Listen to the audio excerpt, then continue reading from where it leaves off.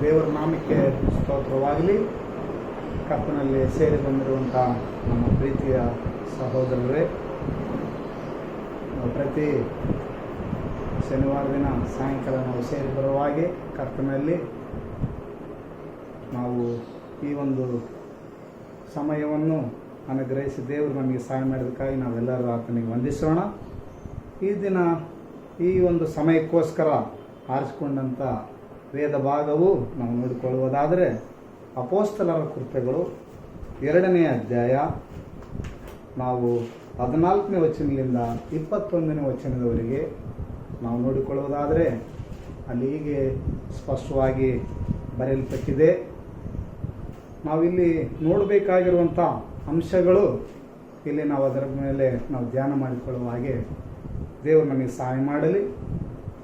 ನಾವು ಇಲ್ಲಿ ತಂದೆಯಾದ ದೇವರು ರಕ್ಷಣೆ ಯೋಜನೆಯು ತಾನೆಲ್ಲ ಮುಗಿಸಿದ ಮೇಲೆ ತಾನು ಹೇಳಿದ ಹಾಗೆ ತನ್ನ ಮಗನಾದ ಯೇಸು ಕ್ರಿಸ್ತನನ್ನು ಈ ಲೋಕಕ್ಕೆ ಕಳಿಸಿಕೊಟ್ಟ ಮೇಲೆ ಆತನು ತನ್ನ ತಂದೆಯ ಕೆಲಸವನ್ನು ಪೂರ್ಣಗೊಳಿಸಿ, ಮತ್ತು ನಾವು ಹಿಂದೆ ನಾವು ನೋಡಿದ ಹಾಗೆ ಒಂದು ಗುಡ್ ಫ್ರೈಡೆ, ಆಮೇಲೆ ಅಲ್ಲಿಂದ ಆತನು ಸತ್ತು ಉಣಲ್ಪಟ್ಟು ಸಮಾಧಿಯಿಂದ ಎದ್ದು ಮತ್ತೆ ಆತನು 50 ದಿವಸ ಭೂಮಿ ಮೇಲೆ ಎಲ್ಲ ತನ್ನ ಜನರಿಗೆ, ನಂಬಿಗಸ್ತರಿಗೆ ಆತನು ಕಾಣಿಸಿಕೊಂಡು ಆತನು ಮತ್ತು ಅಪೊಸ್ತಲರಿಗೆ ಕಾಣಿಸಿಕೊಳ್ಳೋದ್ರ ಮೂಲಕ ಆತನ ಕಡೆ ಆರೋಹಣವಾಗಿ ಹೋಗುವಾಗ ಒಂದು ಮಾತು ಮೊದಲೇ ಹೇಳಿರ್ತಾನೆ.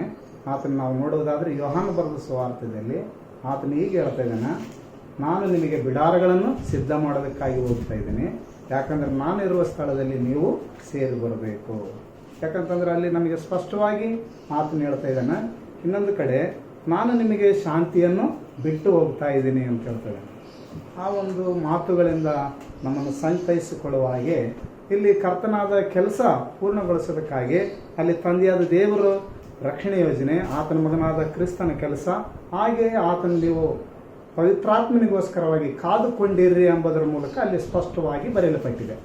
ಅಲ್ಲಿ ಶಿಷ್ಯರಿಗೆ ಪ್ರತ್ಯೇಕವಾಗಿ ಅವರಿಗೆ ಹೀಗೆ ಮಾತನಾಡಿ ಮುಂದೆ ತನ್ನ ಕೆಲಸ ಪರಿಪೂರ್ಣಗೊಳಿಸೋದಕ್ಕೋಸ್ಕರವಾಗಿ ಯೇಸು ಸ್ವಾಮಿ 12 ಮಂದಿ ಅಪೊಸ್ತಲರಿಗೆ ಸಂಪೂರ್ಣವಾಗಿ ಜವಾಬ್ದಾರಿಕೆ ಕೊಡುವಂಥದ್ದನ್ನು ನಾವು ನೋಡ್ತಾ ಇದ್ದೀವಿ. ಆತನು ಹೀಗೆ ಹೇಳ್ತಾ ಇದ್ದಾನೆ, ಆತನು ಬದುಕಿರುವಾಗಲೇ ಆತನೊಂದು ಮಾತು ಹೇಳ್ತಾ ಇದ್ದಾನೆ. ಅಲ್ಲಿ ಹೀಗೆ ಹೇಳ್ತಾ ಇದ್ದಾನೆ, ನೀವು ಹೋಗಿ ಸರ್ವಲೋಕದ ಕಡೆಗೆ ಹೋಗಿ ನನ್ನ ಸುವಾರ್ತೆಯನ್ನು ಸಾರಿರಿ ಅಂತ ಹೇಳ್ತಾ ಇದ್ದಾನೆ. ಇಲ್ಲಿ ಫಸ್ಟು ಸುವಾರ್ತೆ, ನಾವಲ್ಲಿ ಗಾಸ್ಪಲ್ ಅಂತ ಹೇಳ್ತಾ ಇದ್ದೀವಿ. ಈ ಒಂದು ಸುವಾರ್ತೆ ಏನು ಆಗಿತ್ತು ಅಂತಂದರೆ, ಹಿಂದೆ ದೇವರು ರಕ್ಷಣೆ ಯೋಜನೆ ಮಾನವರನ್ನು ಸೃಷ್ಟಿಸಿ ಅಭಿವೃದ್ಧಿಪಡಿಸಿ ಮತ್ತು ಅವರನ್ನು ಕಾಯೋದಕ್ಕೋಸ್ಕರ ಯೇಸು ಕ್ರಿಸ್ತನನ್ನೇ ಈ ಲೋಕಕ್ಕೆ ನರಾವತಾರವಾಗಿ ಈ ಲೋಕದಲ್ಲಿ ನಮ್ಮ ಮಧ್ಯದಲ್ಲಿ ಜನಿಸಿದನು ಅಂತೇಳಿ ನಮಗೆ ಸ್ಪಷ್ಟವಾಗಿ ಗೊತ್ತಿದೆ. ಇಲ್ಲಿ ನಾವು ಇನ್ನೂ ನಾವು ಕೆಲವು ವಿಷಯಗಳು ನಾವು ತಿಳ್ಕೊಳ್ಬೇಕಾಗ್ತದೆ.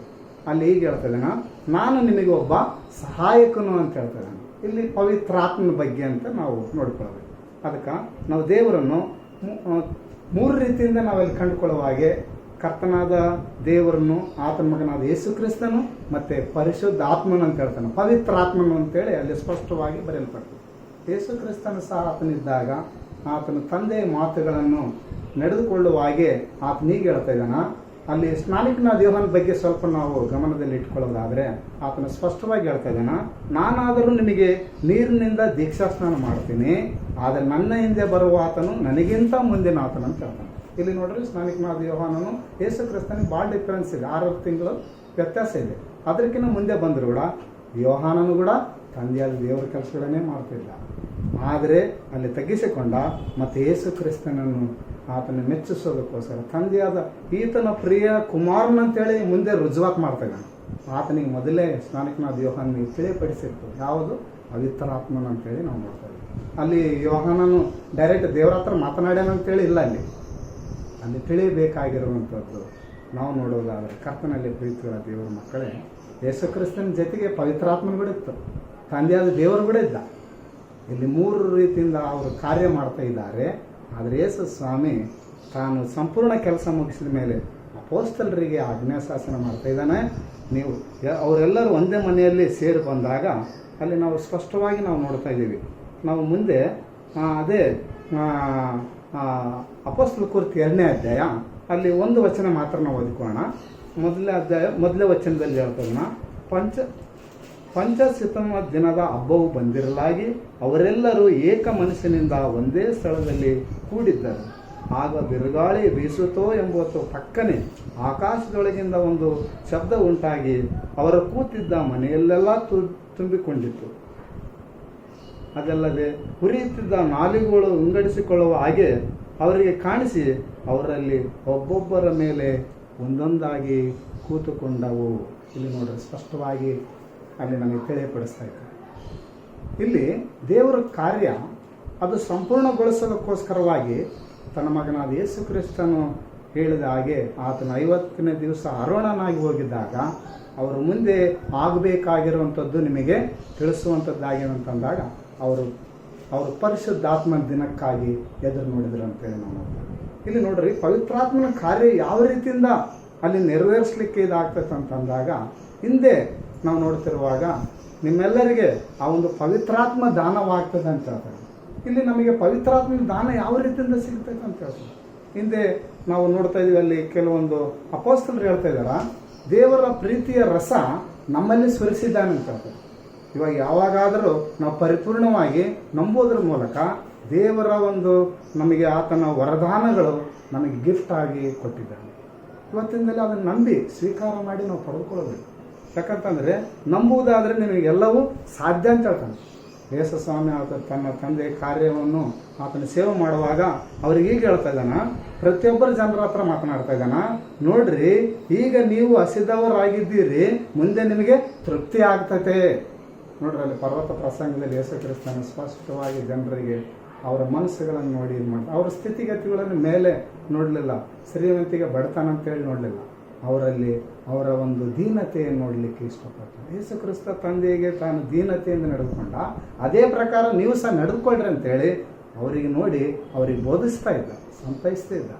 ನೋಡ್ರಿ, ಈಗ ಅಳುವವರು ನೀವು ಮುಂದೆ ನಗುತ್ತೀರಿ, ಈಗ ನೀವು ಕಷ್ಟಪಡುವವರು ಆದರೆ ಮುಂದೆ ನಿಮಗೆ ಆದರಣೆ ಆಗ್ತತೆ. ಆದರೆ ಎಲ್ಲವನ್ನು ಸಹಿಸ್ಕೊಳ್ರಿ. ಸ್ವಾಮಿ ಹೇಳ್ತಾ ಇದ್ದಾನ, ಪ್ರತಿಯೊಬ್ಬರನ್ನು ಕ್ಷಮಿಸಿರಿ, ಪ್ರತಿಯೊಬ್ಬರಿಗೋಸ್ಕರವಾಗಿ ನೀವು ಇದ್ದಿದ್ದರಿಂದ ನಿಮ್ಮನ್ನು ನೀವು ದೇವರಿಗೆ ಪ್ರತಿಷ್ಠೆಪಡಿಸಿಕೊಳ್ಳ್ರಿ, ನೀವು ನನ್ನನ್ನು ಅನುಸರಿಸಿರಿ, ನೀವು ನನ್ನನ್ನು ಹಿಂಬಾಲಿಸಿರಿ ಅಂದಾಗ ಇಲ್ಲಿ 12 ಮಂದಿ ಅಪೊಸ್ತಲರು ಯೇಸು ಸ್ವಾಮಿಯನ್ನು ಹಿಂಬಾಲಿಸ್ತಾ ಇದ್ದಾರೆ. ನೋಡ್ರಿ, ಅವ್ರಿಗೆ ಏನು ಸಿಕ್ತು ಅಂತಂದಾಗ ನಾವಿಲ್ಲಿ ನೋಡ್ತಾ ಇದ್ದೀವಿ. ಕರ್ತನಲ್ಲಿ ಪ್ರೀತಿಯುಳ್ಳ ದೇವರ ಮಕ್ಕಳೇ, ಆ ದಿನದೋಸ್ಕರವಾಗಿ, ಆ ದಿನ ಊಟಕ್ಕೋಸ್ಕರವಾಗಿ ಅವರು ಪ್ರಯಾಸ ಪಟ್ಟಾಗ ಮೀನೆಲ್ಲ ಸಿಕ್ಕು, ಎಷ್ಟೋ ಬಲೆ ತುಂಬಿ ಅರ್ಧದಷ್ಟು ಮೀನು ಸಿಕ್ಕು. ಆದರೆ ಅಲ್ಲಿ ನೋಡ್ತಾ ಇದ್ದಾರ, ಸೀಮನ್ ಪೇತರ್ ನೋಡ್ತಾ ಇದ್ದಾನೆ, ಸ್ವಾಮಿಯನ್ನು ನೋಡ್ತಾ ಇದ್ದಾನೆ, ಮತ್ತೆ ಬಲಿ ಆತನ ಬಿದ್ದಿರಂತ ಬಲೆಯನ್ನು ನೋಡ್ತಾ ಇದ್ದಾನೆ.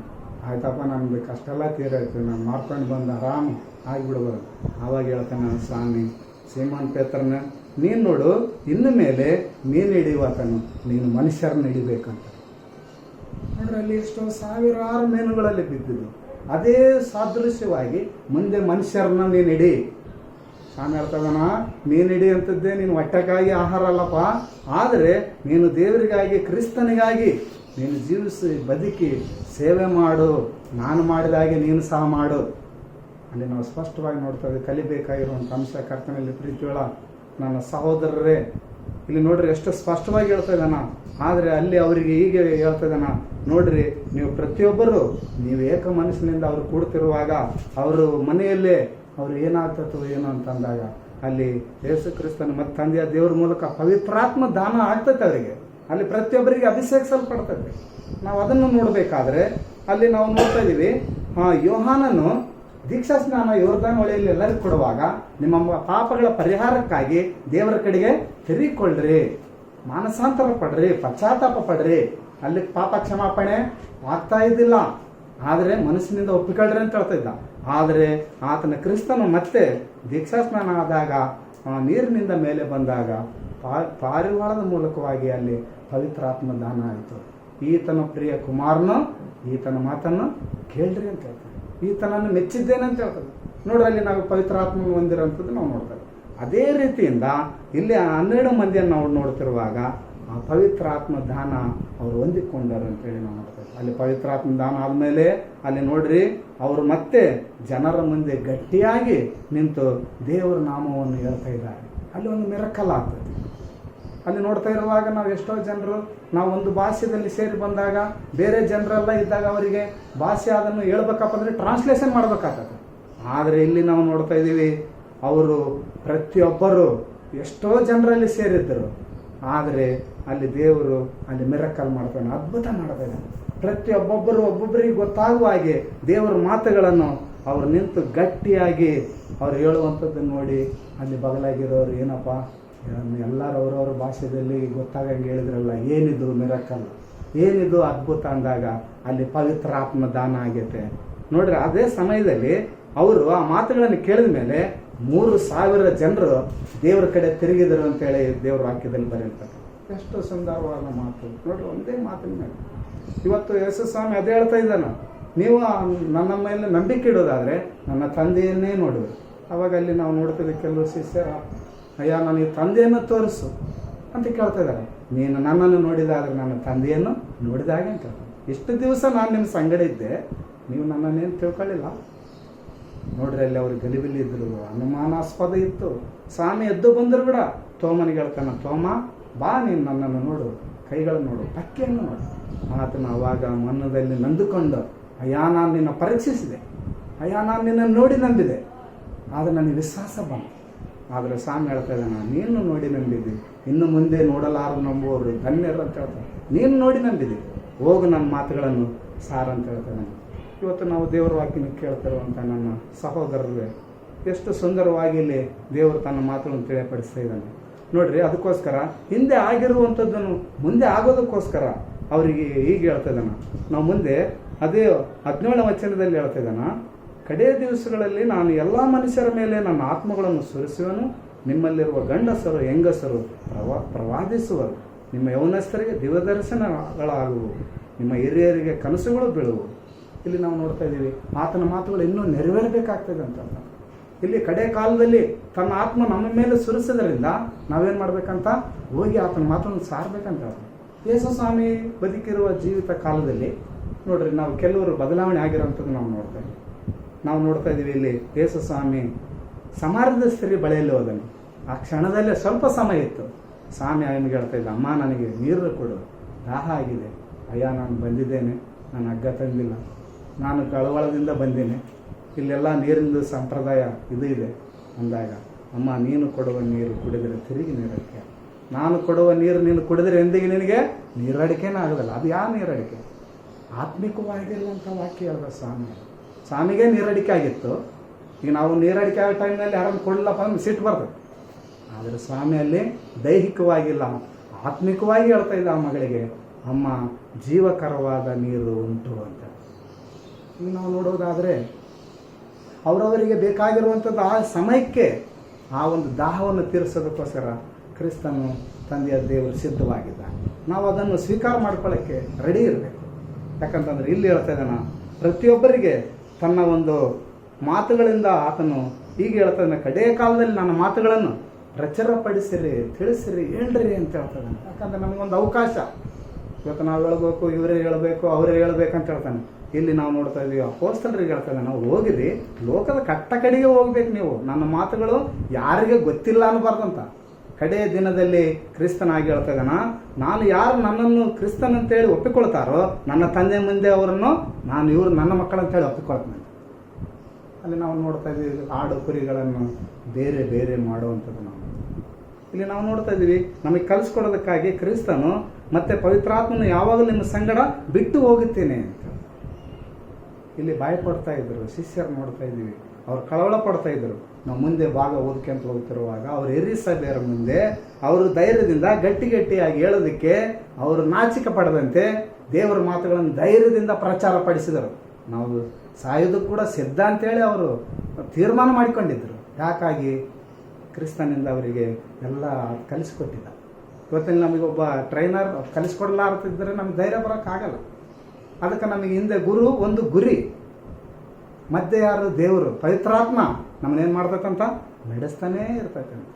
ಅದಕ್ಕೋಸ್ಕರ ನೋಡ್ರಿ, ಕರ್ತನ ನಾಮವನ್ನು ಹೇಳಿಕೊಳ್ಳುವವರೆಲ್ಲರಿಗೆ ರಕ್ಷಣೆ ಆಗ್ತೈತೆ ಅಂತ ಹೇಳ್ತಾನೆ. ಇವತ್ತು ನಮಗೆ ಸಮಯ ದೇವರು ಕೊಟ್ಟಿದ್ದಾನೆ ಅಂತ ಹೇಳೋದಕ್ಕೆ, ಮಾತನಾಡೋದಕ್ಕೆ, ಕಲಿಯೋದಕ್ಕೆ. ನಾವು ಬದುಕಿರುವ ದಿನಗಳಲ್ಲಿ ನಾವು ಆತ್ಮಗಳನ್ನು ಹುಡುಕಬೇಕು, ಒಬ್ಬರಿಗೊಬ್ಬರು ಹಿತಚಿಂತನೆಗಳ ಉಳ್ಳವರಾಗಿರಬೇಕು. ಯೇಸು ಕ್ರಿಸ್ತನ ಮಾದರಿಯಲ್ಲಿ ಆತನ ಮಾಡಿದಂಥ ಸೇವೆಯನ್ನು ನಾವು ಮಾಡೋದಕ್ಕೆ ನಾವು ಪ್ರಯಾಸ ಪಡಬೇಕು. ಸ್ವಲ್ಪ ಕೈಲಾದಟ್ಟು ಎಷ್ಟಾಗ್ತದೆ ನಾವು ಒಬ್ಬರಿಗೊಬ್ಬರು ಮಾಡೋದ್ರ ಮೂಲಕ ಆತನ ಮಾತು ಲೋಕದ ಕಟ್ಟ ಕಡೆಗೆ ಹೋಗ್ತೈತೆ ಅಂತ ಹೇಳ್ತಾ ಇದ್ದಾನೆ ಇಲ್ಲಿ ನೋಡ್ರಿ. ಅದಕ್ಕೋಸ್ಕರ ನಾವು ಮುಂದೆ ಅದೇ ವಾಕ್ಯ ನಾವು ಓದುವುದಾದರೆ ಅಲ್ಲಿ ಸ್ಪಷ್ಟವಾಗಿ ಬರೆಯಲ್ಪಟ್ಟಿದೆ.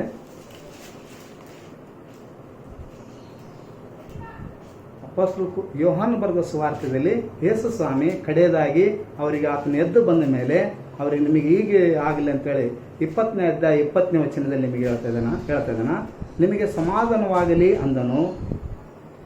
ಇದನ್ನು ಹೇಳಿದ ಮೇಲೆ ಅವರಿಗೆ ತನ್ನ ಕೈಗಳನ್ನು ಪಕ್ಕೆಯನ್ನು ತೋರಿಸಿದನು. ಶಿಷ್ಯರು ಸ್ವಾಮಿಯನ್ನು ನೋಡಿದ್ದರಿಂದ ಸಂತೋಷಪಟ್ಟರು. ಯೇಸು ಅವರಿಗೆ ನಿಮಗೆ ಸಮಾಧಾನವಾಗಲಿ ಎಂದು ತಿರುಗಿ ಹೇಳಿ, ತಂದೆಯು ನನ್ನನ್ನು ಕಳಿಸಿಕೊಟ್ಟ ಹಾಗೆ ನಾನು ನಿಮ್ಮನ್ನು ಕಳಿಸಿಕೊಡುತ್ತೇನೆ ಅಂದನು. ಇದನ್ನು ಹೇಳಿ ಅವರ ಮೇಲೆ ಊದಿ ಅವರಿಗೆ ಪವಿತ್ರಾತ್ಮ ವರವನ್ನು ತಕ್ಕೊಳ್ಳಿರಿ. ನೀವು ಯಾರ ಪಾಪಗಳನ್ನು ಕ್ಷಮಿಸಿ ಬಿಡುತ್ತೀರೋ ಅವರಿಗೆ ಅವುಗಳ ಕ್ಷಮಾಪಣೆ ಆಗುತ್ತವೆ. ಯಾರ ಪಾಪಗಳನ್ನು ಕ್ಷಮಿಸದೆ ಉಳಿಸುತ್ತೀರೋ ಅವರಿಗೆ ಅವುಗಳು ಉಳಿಯುತ್ತೇವೆ ಅಂದನು. ನೋಡ್ರಿ, ಇಲ್ಲಿ ನಾವು ಅಪೊಸ್ತಲರಿಗೆ ಕೊಟ್ಟಂಥ ಒಂದು ಜವಾಬ್ದಾರಿಕೆ. ಯೇಸು ಸ್ವಾಮಿ ಇನ್ನೂ ಅಪೊಸ್ತಲರ ಬಗ್ಗೆ ಹೇಳೋದಾದರೆ ಭಾಳಷ್ಟು ಹೇಳ್ತಾ ಇದ್ದಾನೆ.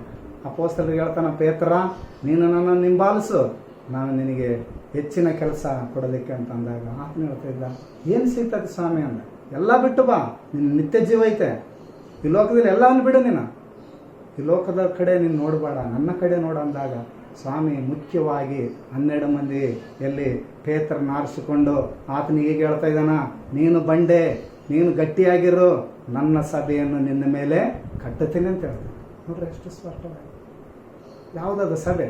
ಕ್ರಿಸ್ತನ ಸಭೆ ಅಂತ ಹೇಳಿ ಸ್ಪಷ್ಟವಾಗಿ ಬರೆಯಲ್ಪಟ್ಟಿದೆ. ಇವತ್ತು ನಾವು ಆ ಸಭೆ ಈ ಸಭೆ ಅಂತ ಕಳವಳಪಡ್ತೀವಿ, ಅದರ ವಾಕ್ಯ ನಾವು ನೋಡಬೇಕು. ಯೇಸು ಸ್ವಾಮಿ 12 ಮಂದಿ ಮೇಲೆ ತನ್ನ ಸಭೆಯನ್ನು ಕಟ್ಟಿ ಅವರಿಗೆ ಎಲ್ಲ ಅಧಿಕಾರ ಕೊಡ್ತಾ ಇದ್ದಾನೆ. ಇನ್ನು ಹೇಳ್ತಾ ಇದ್ದಾನೆ ಪೇತ್ರನಿಗೆ, ಪರಲೋಕದ ಭೂಲೋಕದ ಬೀಗದ ಕೈಗಳನ್ನು ನಿನಗೆ ಕೊಡ್ತಾನೆ ಅಂತ ಹೇಳ್ತಾ ಇದ್ದಾನ. ಏನದು ಬೀಗದ ಕೈ? ಏನದು?